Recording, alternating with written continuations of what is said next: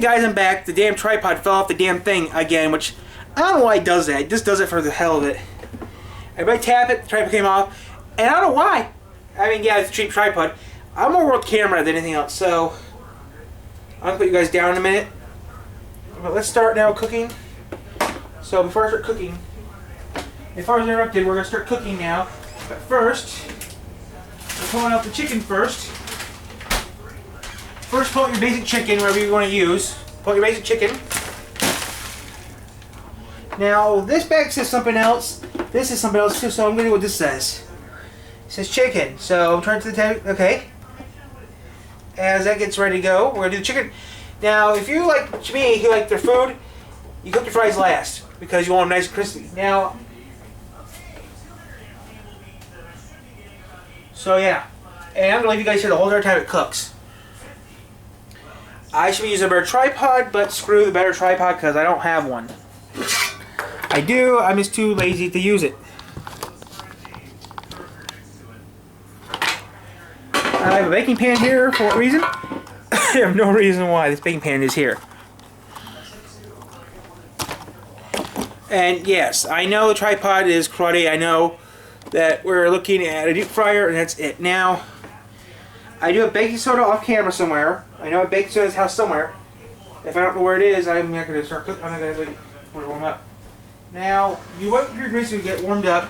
And then you like to be like, oh, there's my baking soda right there in the fridge. Yep, I do have baking soda in the fridge. I know you guys saying house tour. That will happen eventually. Maybe later on this week or something. Heck, maybe even tomorrow we do a house tour. You guys have been saying do a house tour for years. Well, I can't really show you the whole entire house. And we did change the house a little bit. We moved the television after living here for almost 10 years. Found the television. Okay, as this warms up, I have to check one thing. Okay, the grease is okay. The grease is at max still. Good.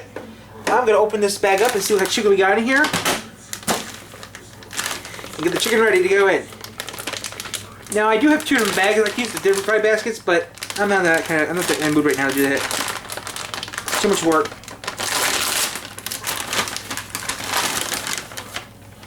So I just want a couple pieces of chicken. How this comes out. Tyler, next time do popcorn chicken. I was going to do popcorn chicken, instead I haven't bought any in a while. Now you can use your basic chicken. Now you can use any chicken you want. And you can use as many pieces you want. I'm going to put it in a couple pieces, little pieces of chicken, because I want to have room for fries. Okay, that's enough chicken for me.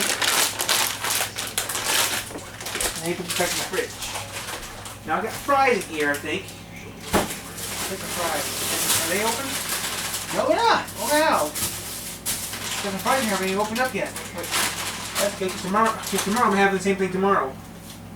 Ooh, extra crisp bag.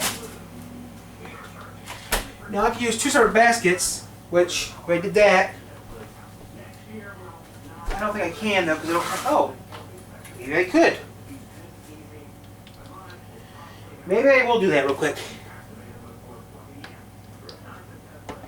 Yeah, why not? I'll do that right now. I mean, I got time, so why not?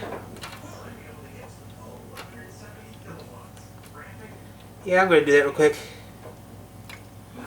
I usually don't use two of them, but you know what? I'm going to put this basket somewhere else real quick so I don't have to worry about it. And there's their basket right here. Yes, one problem. Where's the handle for this one at?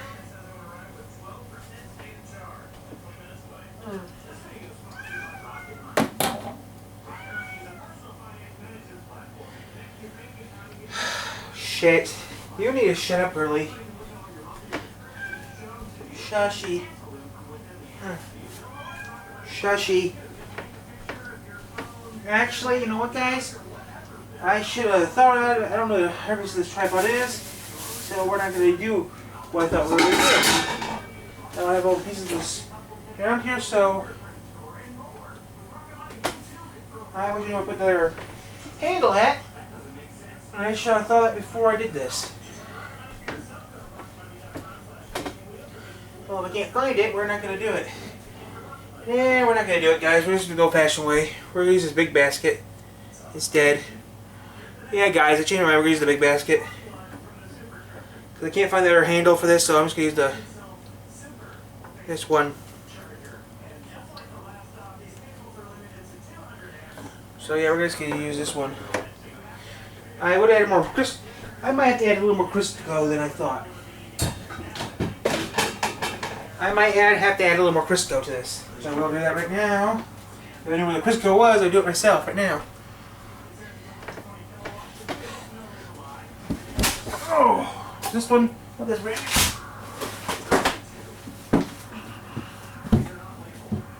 I'll use.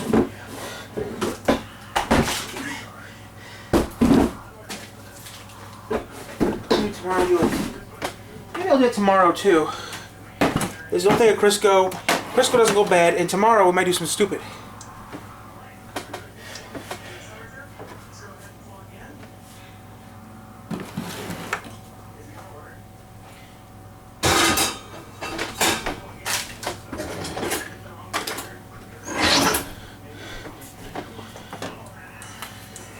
Yeah, I noticed that. We need more Crisco. A lot more Crisco.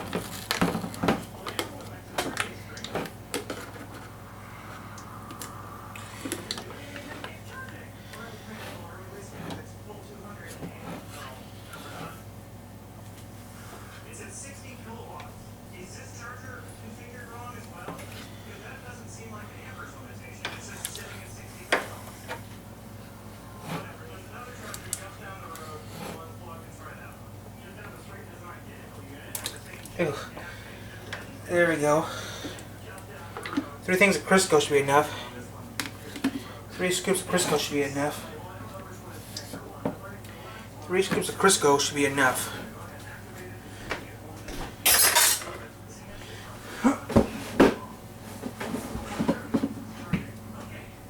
So maybe tomorrow, guys, we will do a science experiment. Maybe tomorrow. Now let me wash my hands real quick, then I'll start cooking. After that drops in there,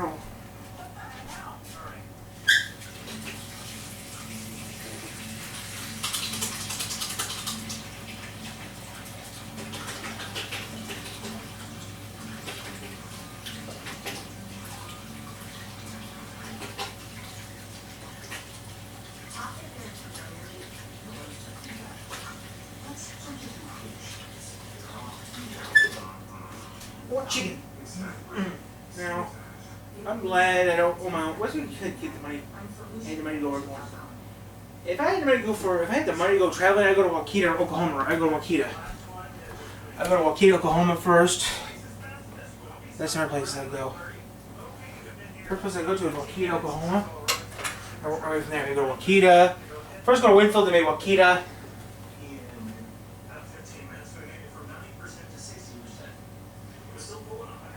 I think first, you know, there's people that like to go to the Mall of America. So now we go to the Mall of America first.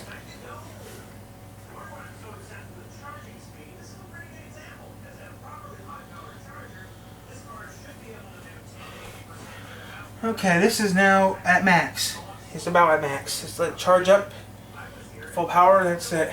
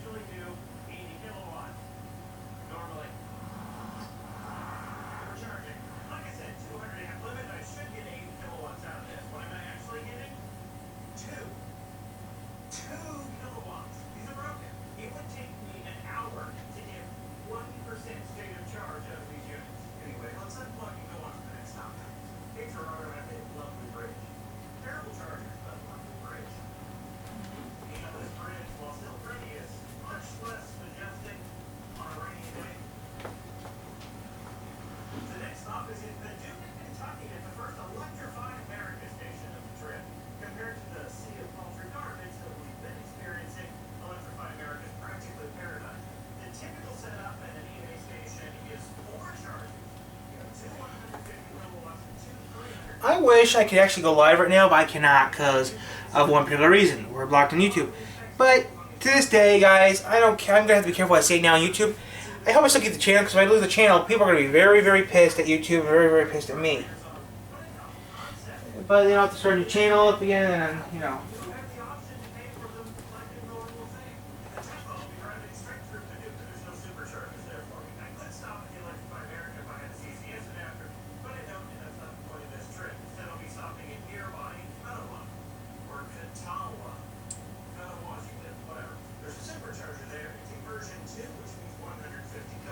Here's one. Here's Marshall.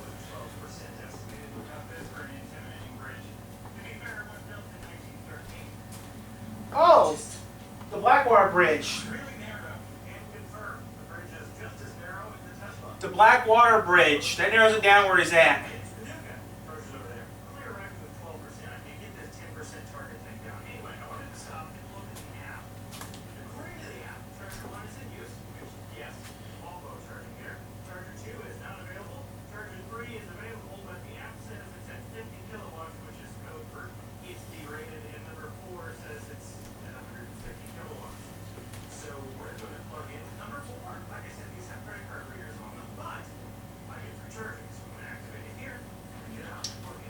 So yeah, guys, as it gets warmer, it's gonna get worse and worse. I worked at now. Yes, I did bring ours for a short time. Ours were set for 350. This one goes to 375, which is not that bad. Close enough to what we did back at Arby's. Now, does it make me feel like I'm working still? No, because at Arby's I was wearing clothes and wearing a belt and some other crap I didn't really want to wear. And I had less room, actually, at Arby's. I actually have more room here in my own house. I actually have, I'd say, 2 feet more than I did back at Arby's. Arby's, I only had like maybe 2 feet.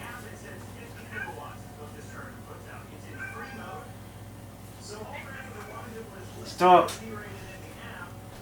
The only thing is we get hurt is going to be her fault, and I'm going to blame her for everything. What? You're not going outside. You're not going outside. Now stop it. I'm going to kick you. Keep getting in the way. Fine, I'll let you outside. You just shut up. Yeah, shut up. What outside? Stop! Stop, you right? Will you stop me, bitch? No, you will not. Stop. Will you stop me, bitch? Now, when you go outside, you're fucking a fucking bitch.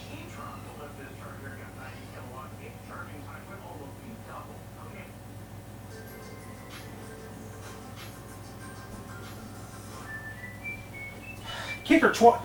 Try to open up the door so you can't. She came the other way. I can actually kick her twice. Try to open the door.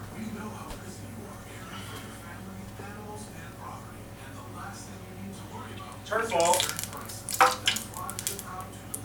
It's her fault because if I hurt myself, I'm going to blame her for it. I had to rough her up a little bit so she was stopping a bitch.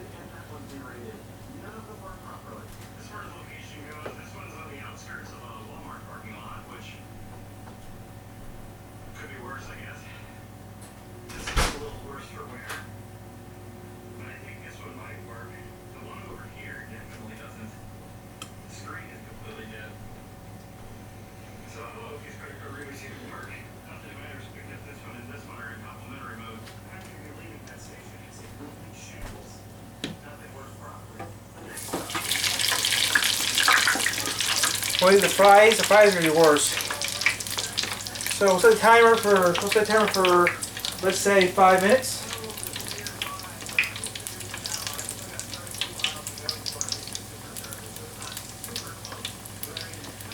Okay. We'll try 5 minutes. I will get me a bowl or a plate. Yes, a real plate, because I am not going to be playing stupid today. But I want a real plate. I don't want to. I'm gonna have to use a real plate because of this thing being, you know, being food. I have to use a real plate because it's gonna melt the.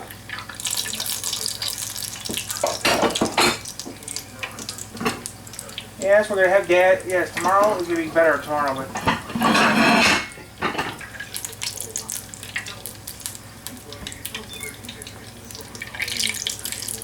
yeah, it's clean enough. I mean, I did dishes the other day, so it's clean. Yeah, cooking chicken's a little tricky. I'm cooking less than 5 minutes.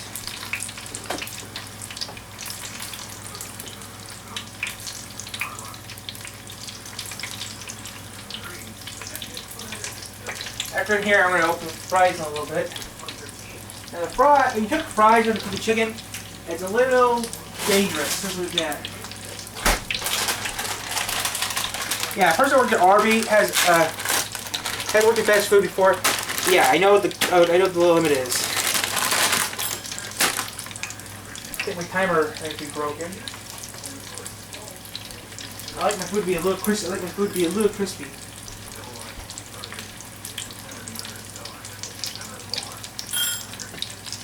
That was not 5 minutes.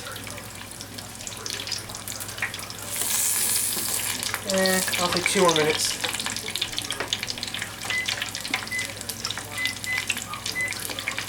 The timer's broken, I'll just use the microwave. Okay. This says it's done. They look done. Okay, they're done. Just hope they're done. I hope they're not raw in the middle.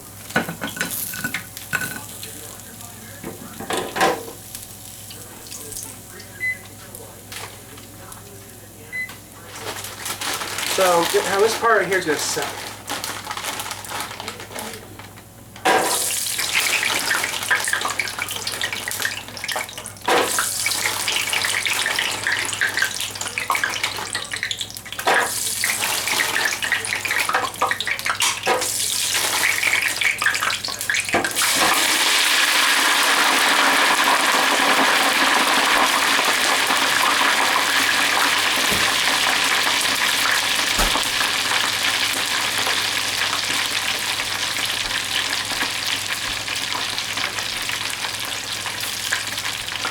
So she's done in about 5 minutes.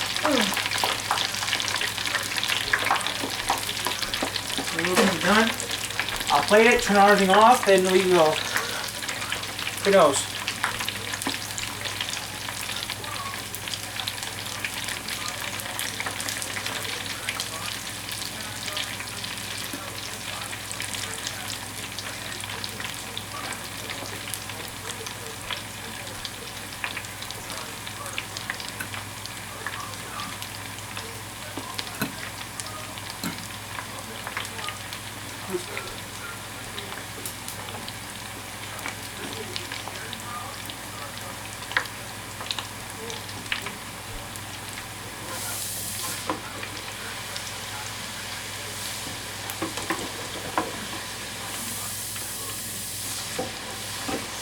I don't like them raw in the middle.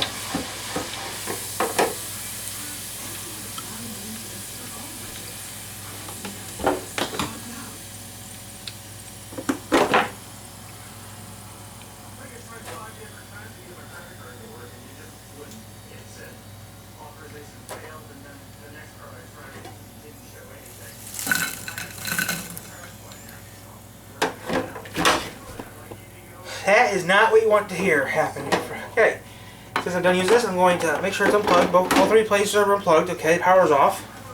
Leave that there. Move you guys. I'll have to move you guys up. I'm going to charge up a little bit here, and then we're going to go to the Electrify America in Nashville. Update from the Model 3 in Nashville. It is raining during rush hour. I'm stuck in traffic. I'm bored. But at least there's some aluminum next to me. In Nashville, there are a few superchargers to choose from. I didn't want to just stop at one, so this one is deviation from my path, about a couple miles off of it. It is right off the interstate, but not the interstate that we were driving on. You're rude. This one is a version 3 with 12 stalls to choose from, and it's in a parking garage. Whatever. Oh. It's in the back of a hotel. They're putting rapid chargers in hotels. Ah, there they are. Why? What? You, Mercedes EQS. You are just parked there blocking the supercharger. I'm going to park next to this Jerk EQS. This is 1C of the 12 to choose from.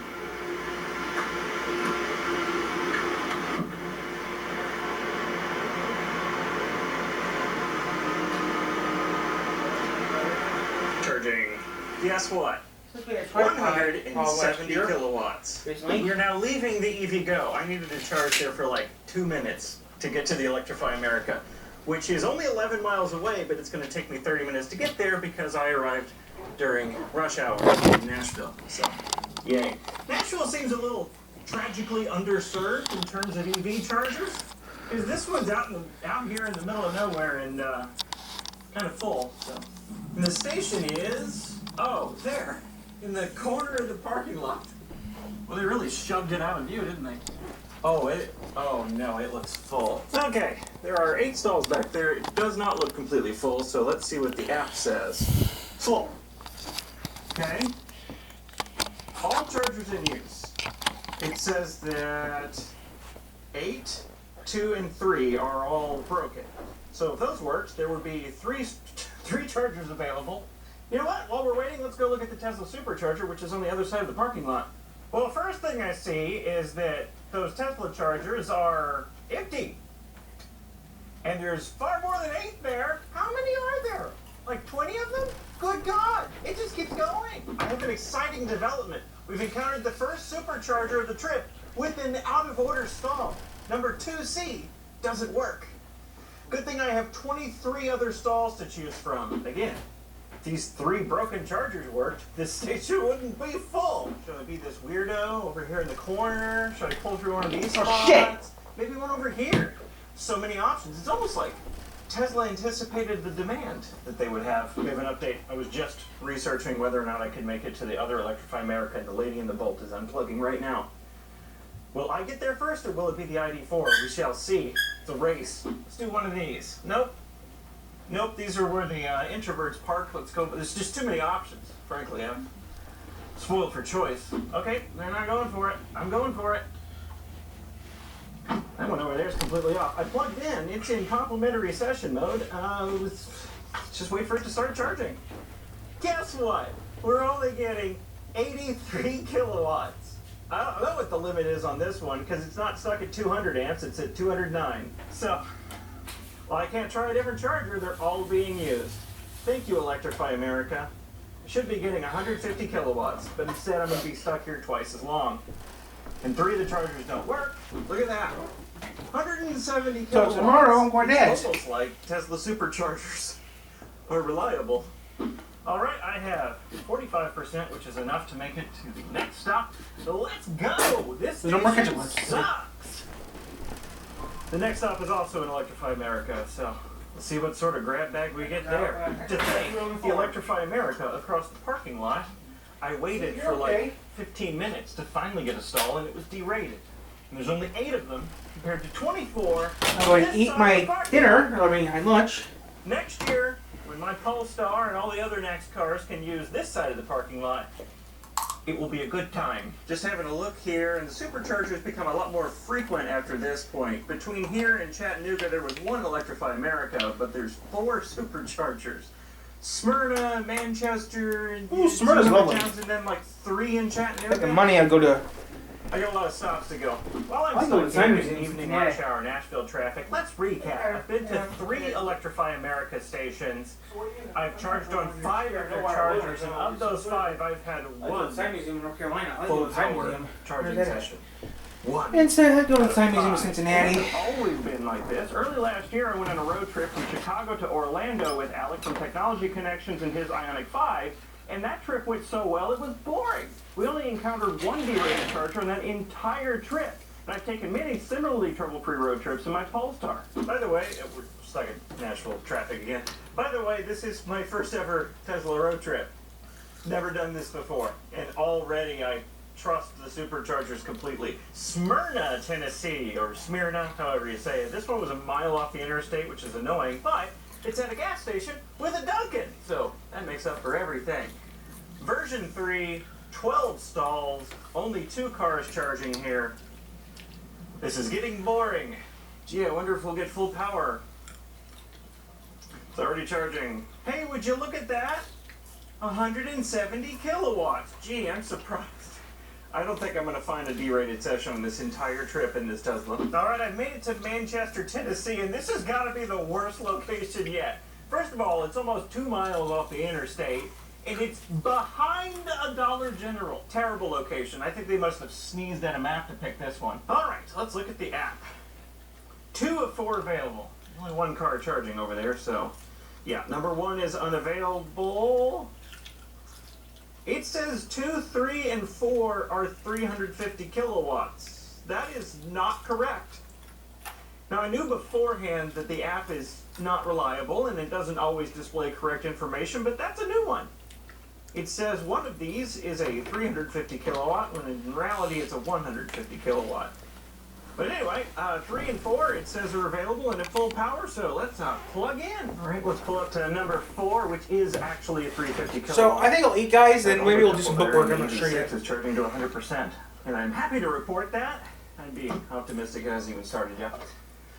I bet, you know what, I'm feeling good about this. I think I'm going to get full power out of this session. This is not ramping fast. We're at 28 kilowatts so far. I'm getting 58 kilowatts this time. This sucks. Well, screw this charger. We're trying the next one over there. Let's try this one. Well, we're not getting full power out of this one either. We're stuck at 69 kilowatts. 172 amps. Who knows what the problem with this charger is? The couple in the EV6 is leaving. So I'm going to try charger number 3 at this location. This is so terrible. Let's plug it in and hope for the best. Not quite full power. We're at 120 kilowatts, but you know what? This is the 3rd dispenser I've tried at this station, so I'm just going to live with it. 120 kilowatts is good enough. Still not what I should be getting, especially at 24% state of charge, but...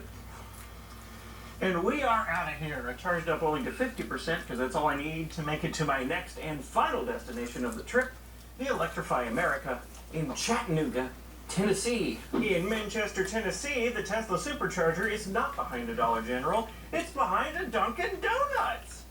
I like this one. It is a 10-stall version 2. Again, Next cars will not be able to charge at version 2, so this one will remain Tesla only. I just need to pick which one I want. There's so many options.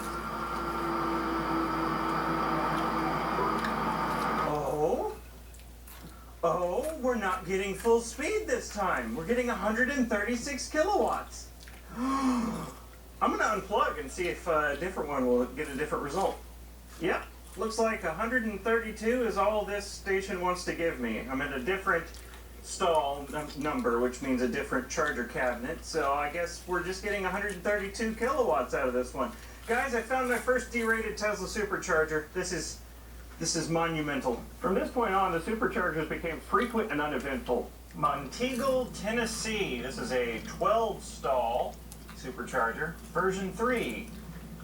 They're all pull-through. That's interesting. This is kind of at the top of the mountain. Look at that. 170 kilowatts.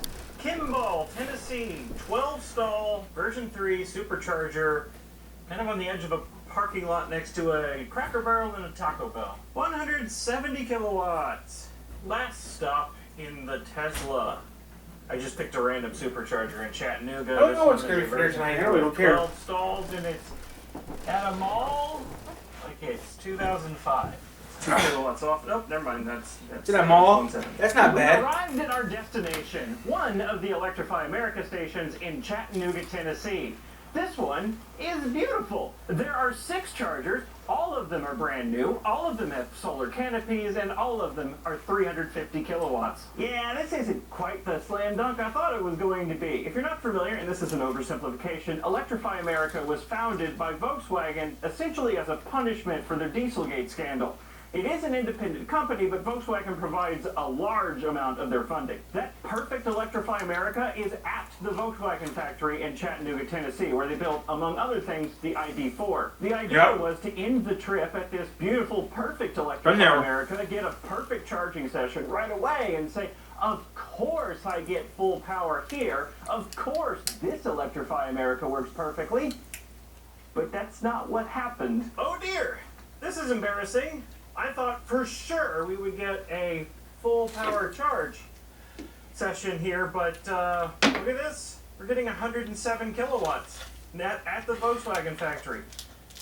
I can't believe I'm saying this. I'm going to try a different charger. Germans. It didn't make a difference. I tried 2 other chargers, 3 in total, and the highest I saw was 113 kilowatts. I'm only getting 113 kilowatts. I should be getting 150, and I'm not the best Electrify America. Why? I was so sure that I would get full power at this perfect Electrify America that I started doubting the car at this point. As a sanity check after I got back, I went to a nearby 350 kilowatt EV Go to see if my car could still accept 150 kilowatts. And I went there without using en-route battery preconditioning. And when I got there, the parking lot was under construction and I couldn't get to them. So I went to a different one. I plugged in at 9% with no preconditioning and got 155 kilowatts all the way to 30%. So yeah, it does look like it was the fault of the chargers there. Not that it matters, really. One good charge at the end wouldn't make up for this series of bad charging experience I had for the entire rest of the trip. Is this what the chargers are like everywhere? No, probably not. This is one region on one day. However, I'd argue that they shouldn't be like this anywhere. The route for this trip was inspired by a recent trip I took down to Florida. The first leg of that trip was the route that I just showed you, and I was shocked at how poorly it went. I didn't get a single good charging session until I went 10 miles out of my way to go to the Electrify America at the Volkswagen plant. And yes, when I was there before, I did get the full 150 kilowatts. I don't know what happened this time. The charging stops on that trip did get better as I made my way down through Georgia and Florida, and some of them were even downright perfect. But that did not make up for the entire first day of bad charging experiences. If I was a normal person and not an EV nerd, I would have sold my Polestar after that trip. Again, the vast majority of EV charging is done at home, and some people never even use rapid chargers, but the ability to go on trips easily is still a very important part of the whole well-rounded car experience. Anyway, that's why access to superchargers is such a big deal. Currently, Electrify America is the only other charging network out there with highway planning, and they're unreliable. And most everything else is poorly set up, confusing, unreliable, or just not a good experience. Now, that's not to say the supercharger experience will be perfect with all these non-Teslas using them. There's 2 big issues of note. They were designed with Teslas in mind, which all have a charge point in the rear left. So with the charge point in any other place on the car, the cable's too short and the charger's in the wrong place. And I think more importantly, superchargers can only output 500 volts. So 800 volt cars, to charge at these superchargers, have to use an onboard booster to boost that DC voltage to something they can use, which dramatically limits the power. As an example, a Lucid Air can only onboard about 50 kilowatts from one of these superchargers using its onboard booster. Both of these issues are solved by version 4 superchargers, which have longer cables and 1000 volt capability, but those are only just starting to roll out. Regardless, access to superchargers is still a huge deal, especially to someone like me who travels in their EV a lot. If you want to see me do this same trip in my Polestar next year when I have access to V3 superchargers, let me know in the comments below. In addition to supercharger access, the North American EV industry is moving to a much easier to use, less bulky connector, which is a good thing, even though a big transition like that this late in the game is going to be really confusing to a lot of people for a long time. And to the inevitable, I could fill up my gas car in 5 minutes, or I could drive 500 miles without refilling in my blah, blah, blah. Good for you. Just keep on doing that, nothing's stopping you. And thanks for watching.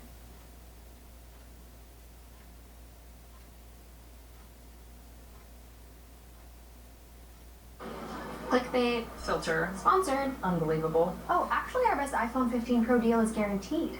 And it's made with titanium. It's giving. It is giving. It is giving. It is giving. It is giving.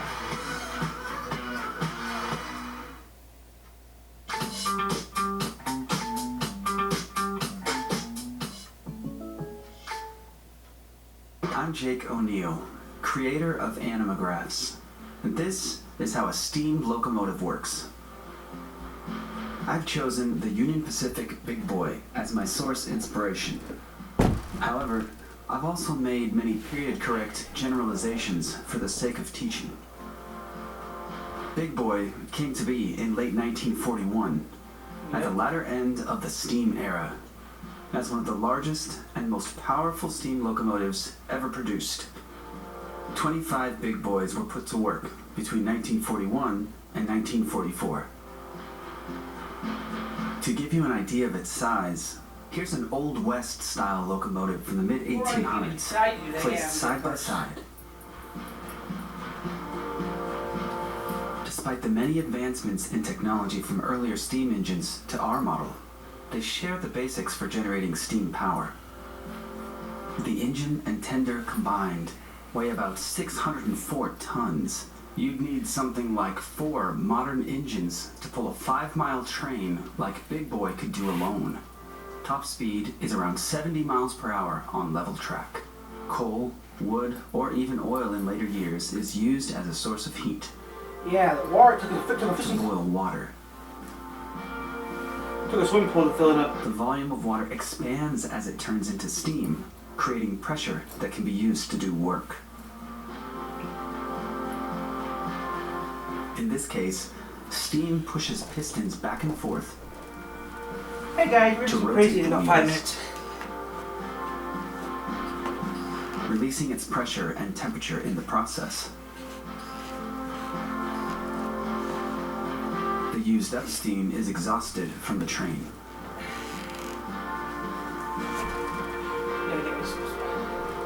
A tender rides behind the engine with the fuel supply and a large water tank. Now let's get into the details of each system, starting with the firebox, where coal is burned to make heat. At the bottom of the firebox, a bed of coals sits on top of special movable metal grates. Shaking the grates releases spent coals and ashes. Hey guys, tired here. Or they can be fully tilted to dump the coals entirely. Waste falls into ash pans below, with doors that open between wheel axles to fully clean out the firebox. Air for combustion enters through openings at the top of the ash pans. Specially sized gaps between the metal grates allow a predetermined rate of airflow up into the coal bed. The thick steel sides of the enclosed firebox are called sheets with side and rear sheets. The tube sheet up front and the crown sheet on top. Boiler water surrounds these sheets. There are circulator tubes extending from the sides and up through the crown sheet to increase water circulation in the boiler. These tubes also support the brick arch. The brick arch directs heat, flames, and smoke back over the fire as it travels out of the firebox for cinder and spark reduction, even heating, and more complete combustion overall. Billows of black smoke out of the smokestack indicate inefficient combustion with unburned particles in the exhaust smoke. Coal is fed into the firebox through an automatic stoker, which we'll examine later. There's a fire door in the cab so crew can closely monitor and tend to the fire. Some air also reaches the fire through this opening. Hot exhaust smoke travels through many tubes at the front of the firebox.